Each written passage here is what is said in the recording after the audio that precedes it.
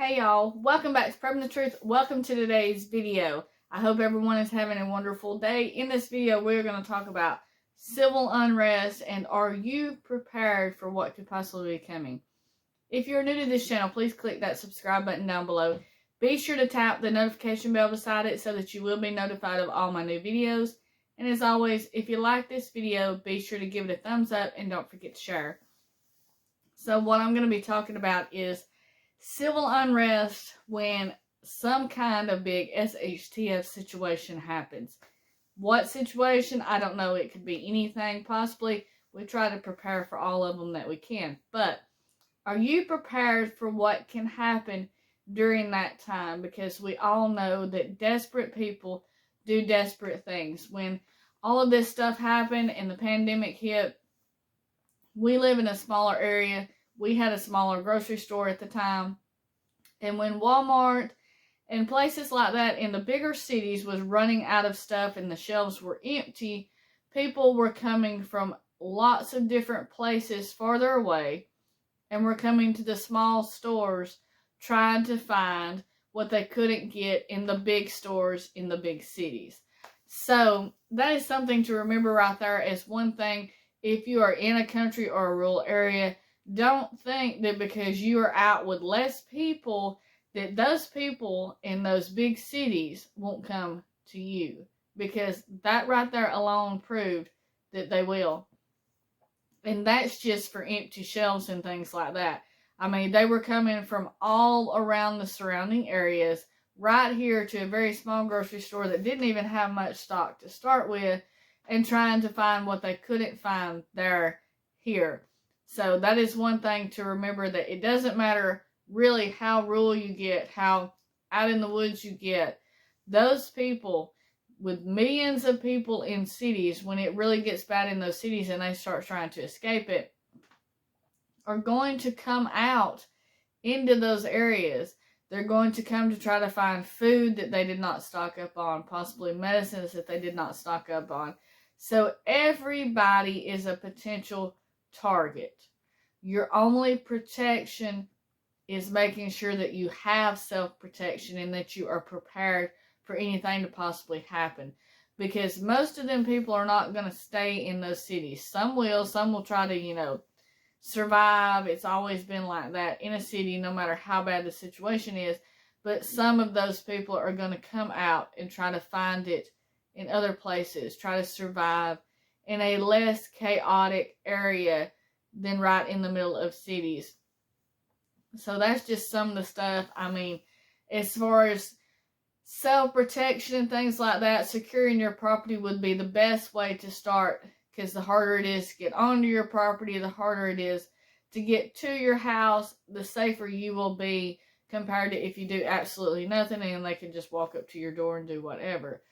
But in a civil unrest situation, we have already seen this kind of stuff happen.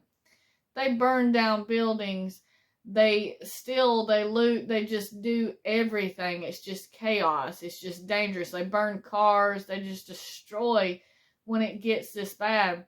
And when you start putting people in a situation where there's absolutely no food, there's no water, maybe there's a real emergency situation that is happening and they're trying to escape from that, and they didn't prepare for what is happening, the first thing they start thinking of is, what can I do to survive? And they kind of go into an animal instinct, I guess you would say, of, I'll do whatever it takes to survive. And that can mean the difference in your life or theirs.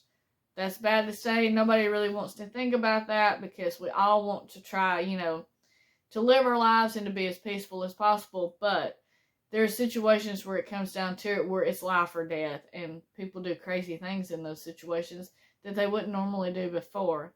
Especially if they have small children or something like that, and they did not open their eyes and they did not see what is happening, then they may look like, I've got no choice but to do this.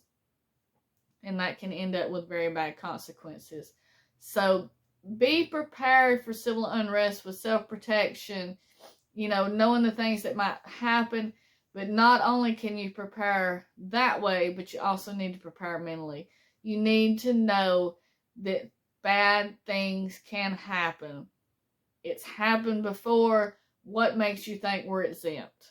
What makes you think that it can't happen to you, or that it can't happen to me, or our neighbor next door? Some of your biggest threats may not come from a major city. They may literally come from the friends you think you have living right next to you. Especially if that friend living next to you is not a prepper also. They're not worried about it. It's no big deal. They trust in Jesus to take care of them. Things of that nature, there's no need for them to prepare because He will provide everything that they need. Well, when an SHTF situation happens, that mentality can completely flip just like that. Just flip. And they can go into a different mode as to what they are right now, and you could be their enemy. And being that close to someone, especially if it's somebody that you trust right now, but maybe they're not preppers, that can put you in a very difficult spot. So we don't know exactly what's going to happen, how it's going to happen, or how people are going to react.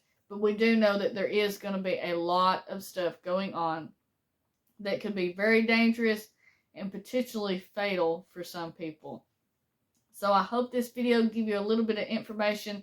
So try to prepare the best you can physically with self-protection and all that kind of stuff like that, but also prepare mentally.